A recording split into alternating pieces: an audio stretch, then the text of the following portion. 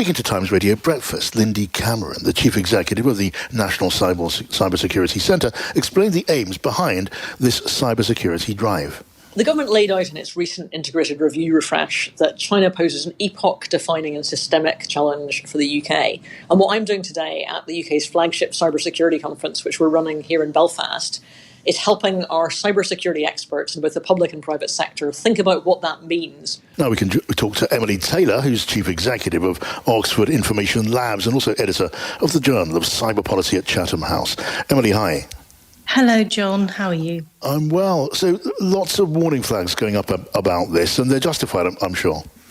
Yes, there's lots going on in those short snippets that you played. Lindy Cameron, the head of the National Cybersecurity Centre, warning about the technological rise of China and particularly pulling out those two emerging technologies, quantum and in artificial intelligence, which are currently being standardized in technical standards bodies.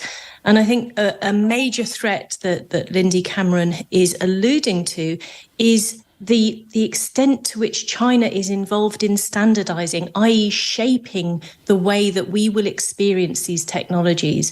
For something like artificial intelligence, which has huge human rights and societal impact, you can really understand why there is a concern about how values get embedded into technical standards and applications. Yes. I mean, China, we know, pours enormous resources into cyber power, into cyber surveillance and potential cyber warfare. I think they've got a team, an army of specialists when it comes to cyber activity the size of the British Army. And that's to say nothing of the effort and the resources they pour into their high-tech industry. Are we capable of resisting and challenging and rivaling that? Well, whenever you start to think about China, the scale of the population and the number of people that can be brought to bear to solve any problem or to get involved in any issue is always daunting.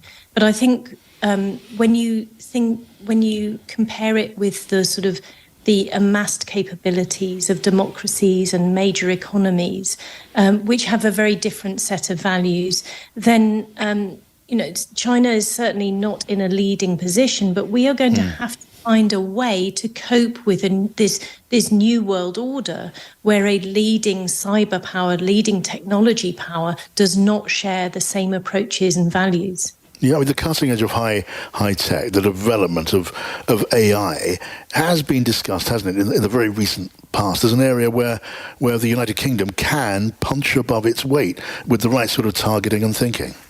Yes, and absolutely. And the same goes for quantum. The UK's photonics industry, which is a major building block in quantum capabilities, is really, really amazing. And of course, our universities and research capabilities are fantastic.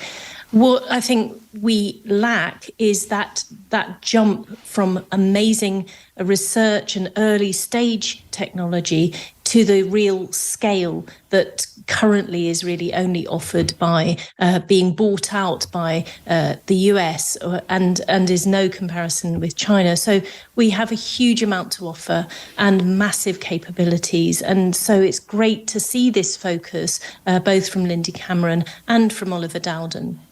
Emily Taylor, great to talk to you. Thank you.